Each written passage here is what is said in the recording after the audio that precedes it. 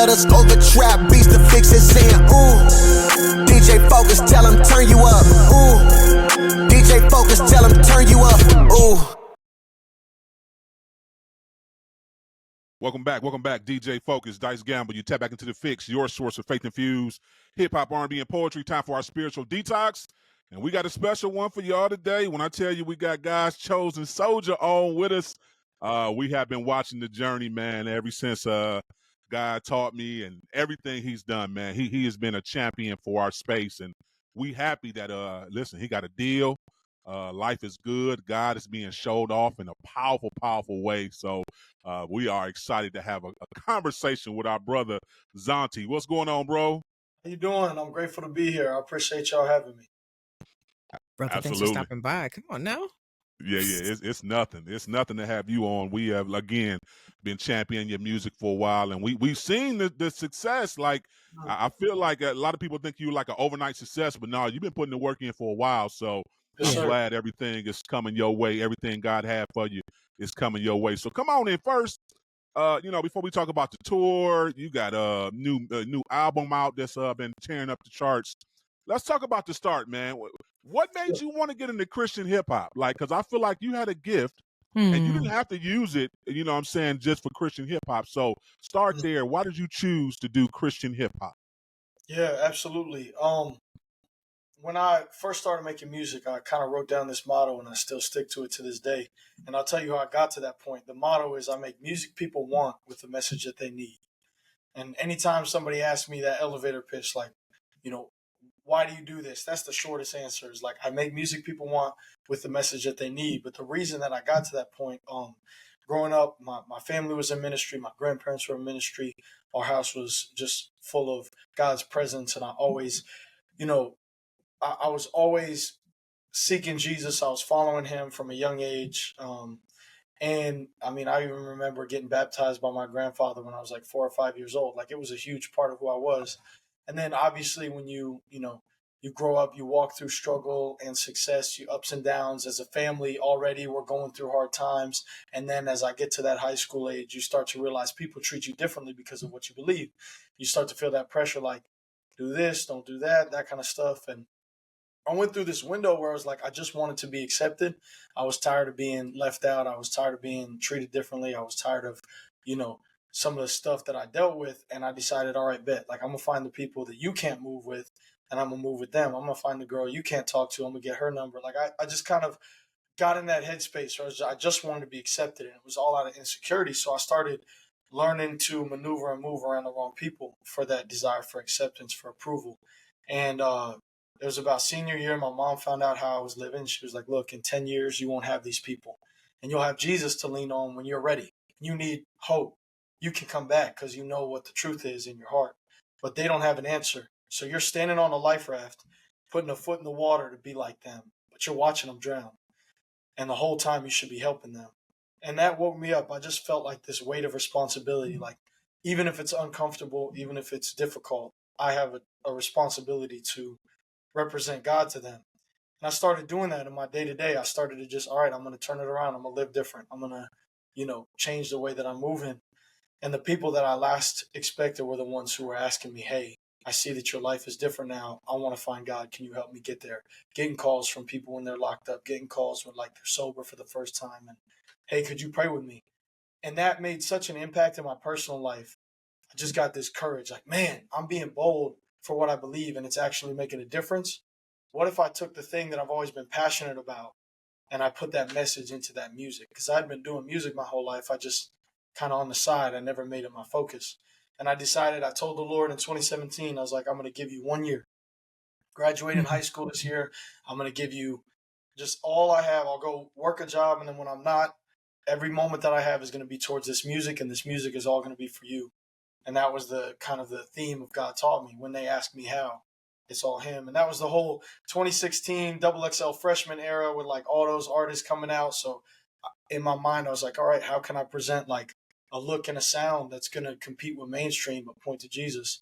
Because I want to reach people. And I just asked him if I'm supposed to do it. I pray it would work. And I guess I was supposed to do it. So he will always get the glory. He's got a sense of humor. The song that would blow up would be the one that's like, yeah, it's God, it's God, it's God. So I'm just always going to keep pointing back to him, man. But that's why I do it for him, because I could not do it without him. And I've also seen the truth and the results from it. So I'm hooked. I'm just like, all right, I'll keep pointing back to you. I love it. I appreciate you sharing that too. And I'm a little starstruck right now, I'll be honest, because I'm low key. I'm in Chicago. I told Focus when I first heard your music, Focus, where did I say I heard his music at? In Chicago on the radio. On a regular radio. Regular So radio. like regular radio. Yeah, it was like they were playing you. I was in awe because I was like, what? So I wanted to know, like, did you push your music that way, or like, was that intentional? Like when you started doing music, did you have any idea to say, I know I'm doing this for Christ, but I want it to be on radio? Like, This is the first time I have found out that it was on mainstream Chicago radio. You telling me this, which again is just a God moment. So thank you, Lord. I'm responsible to make the best art that I can and then point to him. I'm trying to go toe to toe on any mainstream playlist representing Jesus. I'm trying to take a song that's going to reach somebody who would never listen to something that talks about God and get them a chance where they can hear something that'll impact them. So that moments like that, and I've heard that happen in other cities. I think it's just God taking these records that are supposed to reach somebody and placing them in a situation where they will reach that person. Like this is the first time this season that I'm in now where I've actually had, somewhat of the team to help that push, somewhat of the everything up until this year and this next release that we got coming up. If it happened, if it fell into place, it would we were faithful in the studio to kind of create a record that was authentic. So I'm amazed to hear that and very blessed that God did that. I am intentional making the songs. Like, I got to be able to play this in any room. And I was talking to my team. We had tour rehearsals last week, and I was telling the team, a lot of times we think, the jewelry and the grills and the lights and the sound and the outfits and all this stuff, it's ego, it's pride, you're trying to be seen. No. What people need to realize, and what I hope every artist coming up after me realizes, is there is a mountain of dated, corny, irrelevant that is in between the listener and an experience with Jesus Christ.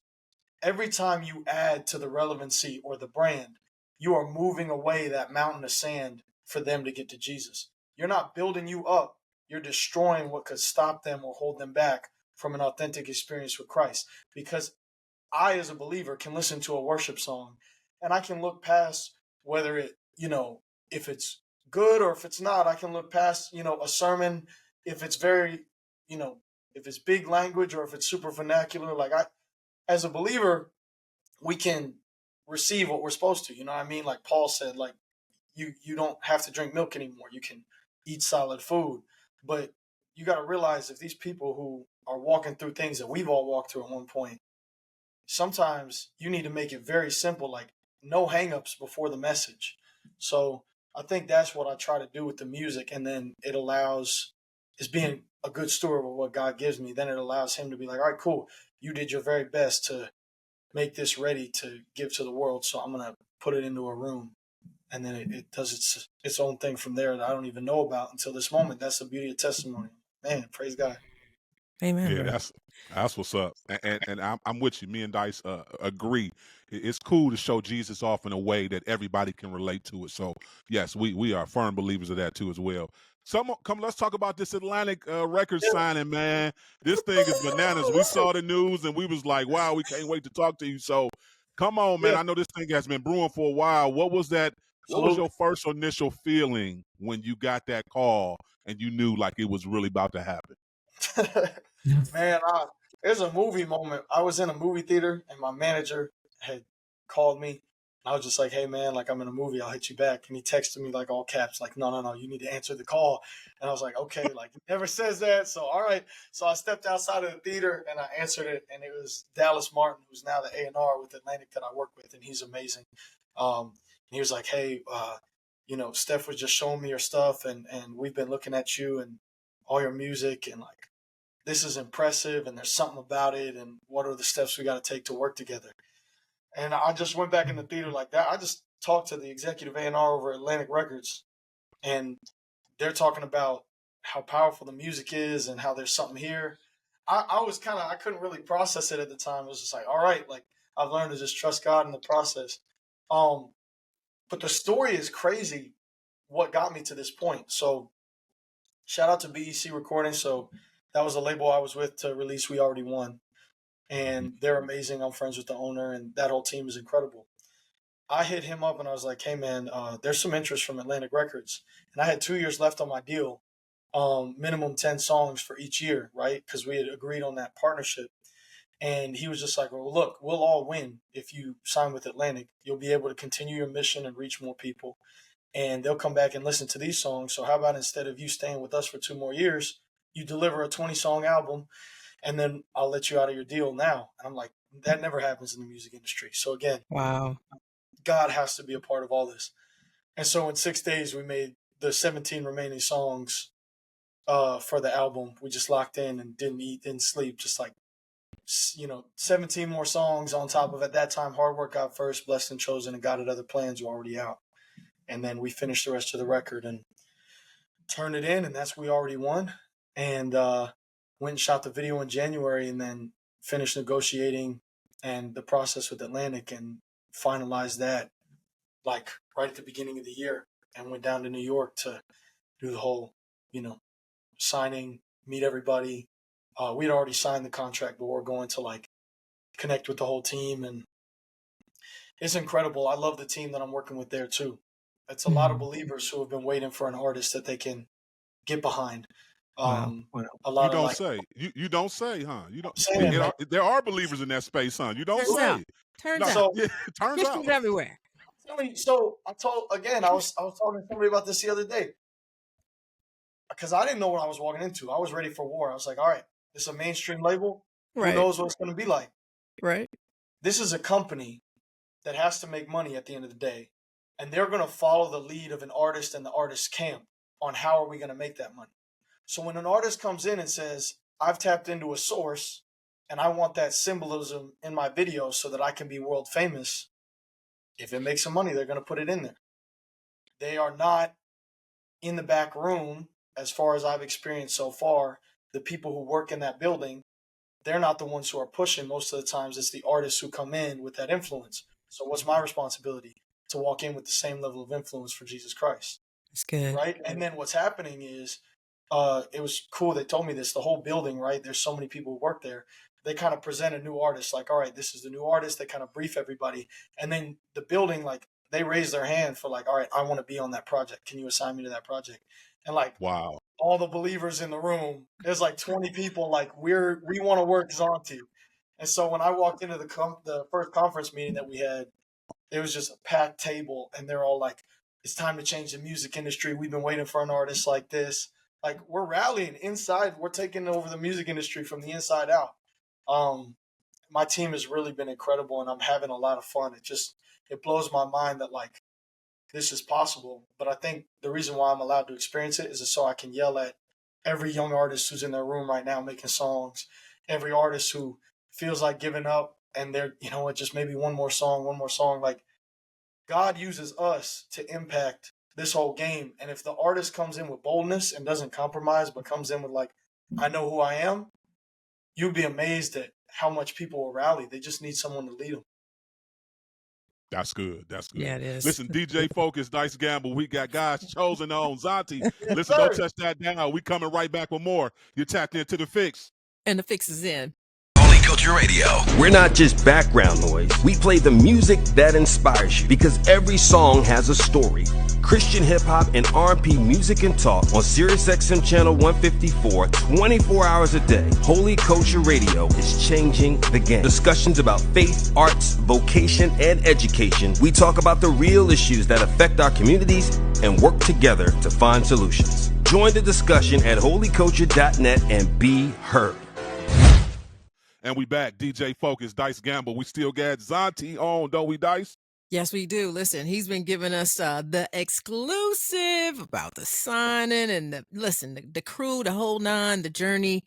And my question to you, Z, is on your worst day, what is that word of wisdom or that one thing in your mind that brings you back and keeps you going, keeps you motivated? I love that. Somebody needs me. And if I quit now, then the person who needs me won't find me. Wow. And that is something that I've rehearsed over and over for the last 7 years doing this music. Because there's been moments where I've been completely broke. There's been moments where nobody's watching or listening. There's been moments that I feel like quitting, canceled tours, hurdles, difficulties, as everyone has, right? We all have those moments. But whether you work at a gas station, whether you're going to school, whether you're around your family, whether you're an artist, whether you're on the radio, there is somebody who needs what you bring to the table, even if it's 10 years down the line, even if they just need to see you survive what you're fighting. If you're in the hospital drawing every breath and it's a fight, somebody needs to see you win so that they can believe that they can make it. And I've tried letting that engine be me, right? I'm not big enough to motivate myself. I will give up when it's hard if this is just for me. So you have to find a why that's bigger than yourself. You have to do it for somebody, whether it's the people you love or if you feel like you got nobody in your corner, creating that idea that somebody will need me eventually, because it's completely true. You affect the world, right? And your story is one only you can tell, and your gifts are gifts only you can give. Your survival is proof to someone else that they can make it. So when I feel like quitting, I really paint the picture in my mind. I draw back to memory all the fans who have shared with me, like, this song saved my life, this song impacted me. And I create that vivid image of somebody down the line where if I gave up today, then that person won't be all right because they need what I'm bringing to the table. And I do that in my regular life as well, when I don't feel like being a witness, when I don't feel like, thinking about somebody else and putting them first, when I feel like being lazy, I try to remember that somebody needs me. And I feel like y'all are doing that. You're showing up day in and day out, being responsible with your gift, reaching the lost, reaching people, encouraging people. You're living it. You're living exactly what I'm saying. Like, somebody needs you. And the day that you quit, what if they were going to watch that one thing, listen to that one thing, hear that on social media or on a rerun? Like, you can't quit because somebody needs you. So that's what keeps me going when I'm feeling it. And I've been through some hell, so I can appreciate where I'm at now. But that's what got me through. And then I just try to remember it in the good times too, so you don't get washed out. When you're winning, remember too, somebody needs me, and I'll just keep showing up. Wow, that's Love real. that. That is Love that. real. And I think too as well, you've already had an impact too as well on mainstream. Let's talk about that for a minute, because I thought I saw Bobby Shmurda showed up at one of your concerts. I know you got a chance to meet Kevin Gates. Talk about that, man, and how, again, your influence, your impact, your music is really starting to switch over to the mainstream, to where, to your point, they can't deny it. And again, they watching you to see how you gonna move. So, talk about that a little bit, just in what your experience has been with moving in those spaces. My advice to any artist anybody in any field who's trying to do this, set the tone. Like I said, everybody in their heart is looking for an answer. And if you walk in and you are not looking for the answer, but you have the answer, people are waiting for it. I've heard so many interviews from people like Kanye, from people like Justin Bieber, where they say, I was begging somebody to tell me who God was. Kanye said he made Life of Pablo, thought he was making a Christian album, wanted to make something to honor God. But all the Christians that he brought in the room, because they didn't want him to think that they weren't cool, wouldn't hold him to a higher standard. They were not telling him the truth because they didn't want to, have that moment where it's like, oh, this guy's lame, right?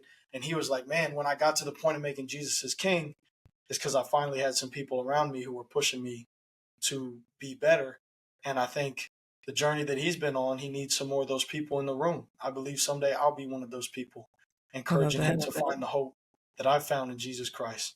You got guys like Bieber saying the same thing. You listen to song lyrics like The Weeknd or Future. Everybody's calling for help, man. Everybody's looking for an answer. And I think we get so focused on the music's demonic, this is so evil. When has it not been? Every single place that the Apostle Paul went, that the disciples went, they were fighting against spiritual pressure. They were fighting against rulers and principalities. Look at Daniel and King Nebuchadnezzar. Look at Joseph and Pharaoh. Like, when has this not been our mission? You know what I mean? Like, why are we getting scared now? And, you getting around the demons because I'm in charge. Right. Greater is he who was in me than he who was in the world. no weapon formed against me will prosper. The name of Jesus is stronger than any other name. So I feel his presence even now. Like, we carry the answer. We connect to the source. Facts. And the moments that God has allowed me to do this, it's just, we have this thing that we text in the group chat as a team. Bring Jesus in the rooms. I promise you, I'm a witness right now. The moment that I stop bringing Jesus in the rooms and I bring Z in the rooms, I'm not getting in the rooms. Does that make sense? Yes, sir. And I'm telling you right now, so many artists have it backwards, and that's why we haven't seen what's about to happen with my career yet. Because the moment that they get in the rooms, they bury the thing that got them in the rooms. Why do you think God is putting you there in the first place? Because you're the one voice of truth, the one light in the darkness. And the moment that we have artists, creatives, athletes are doing it really well right now. You got guys like CJ Stroud who are like represented, people like John Jones. Like, there are a lot of athletes who are doing it well. I want to see more actors. I want to see more artists. I want to see influencers, people in radio and in television. The arts, it's very hard because it's been dark for a long time. But I want to see people who are that person who brings Jesus into the room. Every room I've gotten in is because he can trust me because I've moved out of the way. So I feel like there's so many people who could get that opportunity. He's just looking for somebody who's willing, not somebody who's perfect. There's probably a lot of people out there who are more qualified. There's probably a lot more people out there more skilled. But the moment that I say, all right, Lord, if you put me there, I'm going to pray for people. I'm going to point to Jesus. And every time it's a little hurdle of courage too. It's like, all right, when I do this, how are they going to view me? But every room that I've been in now, it's become a habit. And I have accountability around me who will remind me, like, my boy Waylo will be like, all right, Z, you ready? Yep. Like, all right, hey guys, before we start the session, I always pray for the session if that's something y'all are comfortable with. And then after they feel God's presence, I've had people say, we need you here every day. What was that? You know what I mean? So the moments with Bobby and the prayer and the tears, and that was just me telling him how much God loves him and praying for him on his journey. And we went to the studio after that and just played through some records. I got to share Oxygen with him and worship a little bit with him and have a touch point there. And then at the Kevin Gates event, getting to meet him and encourage him for a brief moment. I believe our paths will align again. So I'm always planting seeds, representing Jesus in a brief conversation. And then letting that, I've had it happen with other people where it comes back later on, and then praying with other people in the room. We just bring Jesus in the room. And now what's starting to happen, which y'all will see more and more, is becoming accepted in these circles. The same reason that in high school I was accepted in circles representing Jesus. The formula is still the same. That's who you go to when you need somebody to listen. That's who you go to when you need prayer. Even if they're not ready to pivot their lifestyle yet, I'm going to be the person who's present, like, okay, this is what you're walking through, while I'm here for you. And God will just keep opening doors because of it. How do you handle the negative pressure, the negative feedback or criticism? For you got the religious folks that say you shouldn't be in those rooms, you shouldn't be talking to Kevin Gates and Bobby Schmurder, and why you get this grill and why you got the ice Why on. you get the grill? No, that's just being real. I know he's had some hate too as well. So I just want to know, because you might can help me out, because I'm not too. You know what I'm saying? God's still working on me. You say the wrong thing to me, pray for me. I love Jesus, but you might, I pray for me. Yeah. Me and Dice talk about it all the time. It's certain spaces I need to be in, certain spaces she need to be in. And she'll hold me accountable. I hold her accountable because I say, well, yeah, no, you better go in there because that ain't my gift. I might mess the whole deal up. Yeah. I love it. Hey, man, if you want, you can come into some of these rooms and just, I'll say, oh, hey, listen. Right. Pull up on them. I think at first, just if I'm being real, at first it kind of feels like, the way I could describe it is if you're like leading an army and then you're like about to go attack and you're right on the hill about ready for battle, and then you feel something in your back and you're like, look behind you and they're shooting at you. You know what I mean? Like, that's kind of what it felt like at first. Like, man, like, I've done everything on this journey to keep my witness, to, when I make mistakes, lay it at the foot of the cross, like, make music that is clearly for Jesus. Like, I've tried to, in the best way that I can, not give any room for misinterpretation on who I serve and what I believe. That's The good. biggest song that we have right now, what is the chorus? Jesus Christ is Lord, I know who I serve. Right? Like, I'm trying to make it very, and that's the one that Atlantic was rocking with. So like I'm trying to make it very clear. And I feel like what I started to learn is like there's a reason why I feel like nobody's done this yet, what I'm about to do, because there is that tension point. Yeah. You know, I'd be worried if they said nothing. Henry Ford said if I asked people what they wanted, they would have said a faster horse. So sometimes people don't know what they want. They don't know what they need. And if we look at Jesus' example, he was not giving people what they wanted. He would say the difficult things and take the risks, you know. They said, hey, we shouldn't go to Jerusalem. It's dangerous. Hey, guess where we're going tomorrow? You know what I mean? Like making those kinds of moves. And what I started to realize too is the perspective that I gave y'all today in this conversation, that like this has always been the case.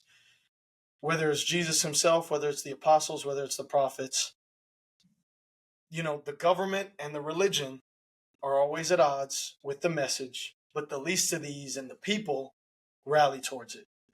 And I just kind of started to realize my calling is less about feeding the sheep. There's a lot of incredible artists who are going to continue to make music for people in the church and exclusively for those people. And those people need songs for them, but I believe I'm called to reach the world.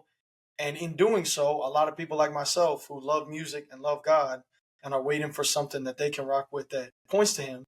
They need a song that they could text somebody who just prayed to receive Jesus and there's not an education period. They could just give them this song and they'll get it. I'm making that music for those people. And, you know, the more I look at it,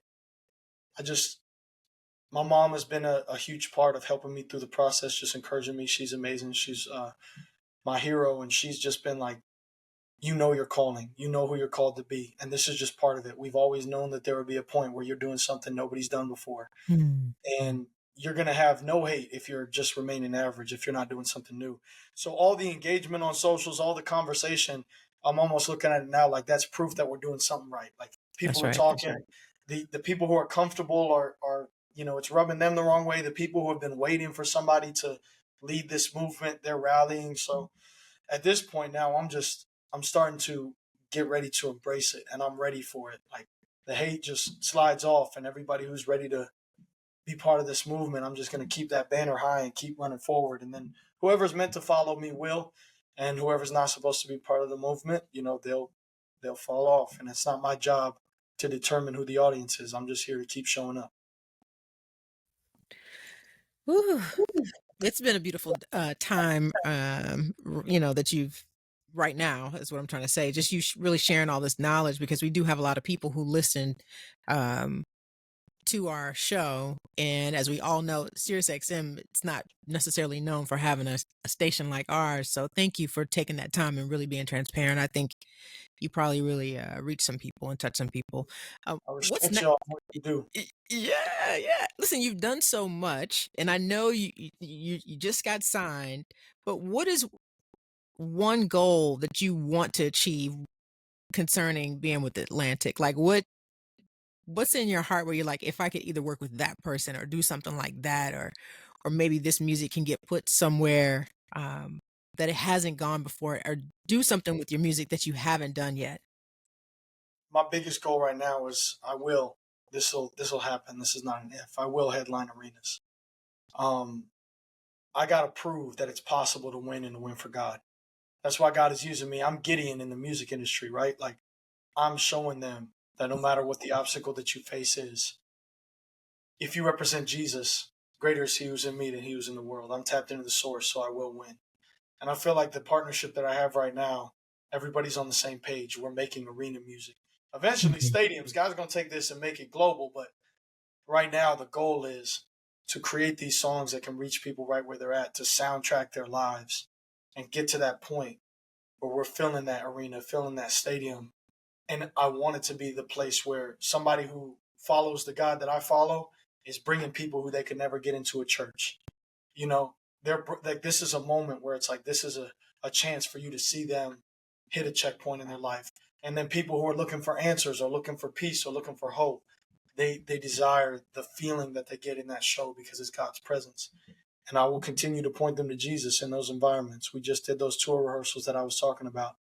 And even then, in that moment, I'm not going to force it on you. I'm not going to try and convince you of something that you don't want. But I will say, look, if you're looking for an answer, this is the answer I found.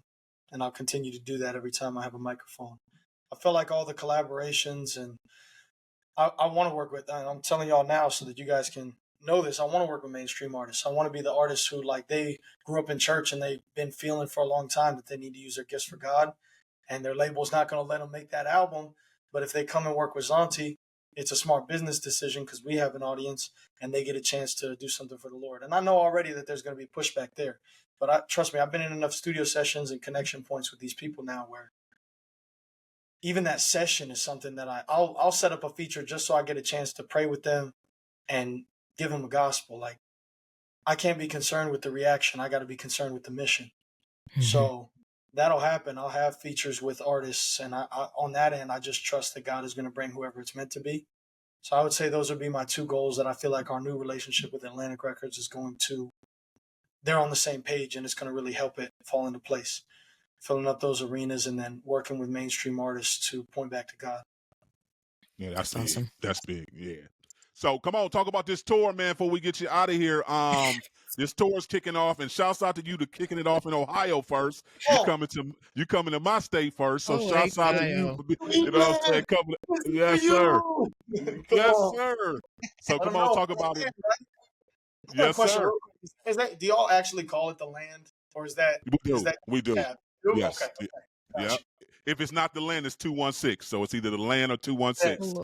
So yeah. But yes, OHIO, you know what I'm saying? Whatever you want to say. We call it all those things. Yeah. But just talk about it. What tell the people what they can expect from this tour. Do we got new music that you gonna introduce us to? Come on, talk about it. Man. So we just ran through the set like 12 or 13 times out in rehearsals. The production that we're pulling up with, this is our biggest stage build out that we've had yet, like the lights and the sound and the smoke and all the stuff. We're rolling up with full production.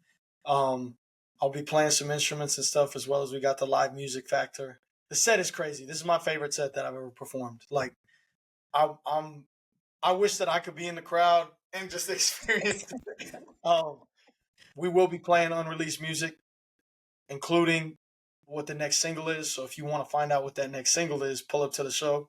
Wow. This first release with Atlantic is going to be in the set.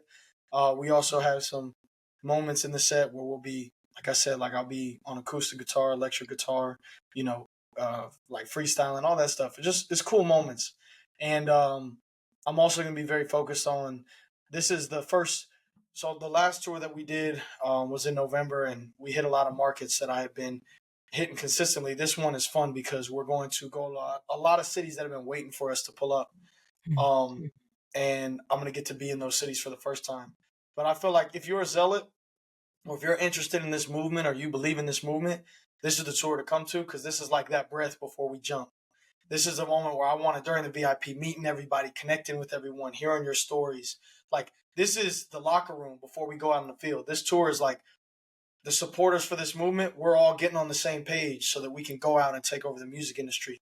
Because these core fans who have been with me these 7 years are going to be the people who are still here when we get to the finish line. So, I'm very excited about it. I feel like it's the best performance yet. And if you believe in this movement and this music, this is the one you got to be at. Because, like, after this, we all going up. We running into battle with that flag, and we're going to make it happen. So. That's what's up. That's what's up. We appreciate you coming through, Zauntee. Come on and tell the people how they connect with you, follow you on all your social media platforms, and introduce whatever single you want us to play for you. Okay. July 11th is that show in Ohio. Be in Cleveland. Yes, sir. Pull up. Be there. I want to meet you. I want to see you. And I want to have this moment to share with y'all. Zauntee.com for tickets, ZAUNTEE.com for tickets. And that's also all my socials and streaming. And the reason why we tell you that is because we want you to be part of this movement. Buy in now, connect with us now, so that we can take over and the world will know the God we follow. And this next song is the single from We Already Won that's still going crazy, brought me to this point, and is going to set up that first single with Atlantic. This next record, Hard Work Got First, is the motto. You want to know how to get where I've got? It's in the hook.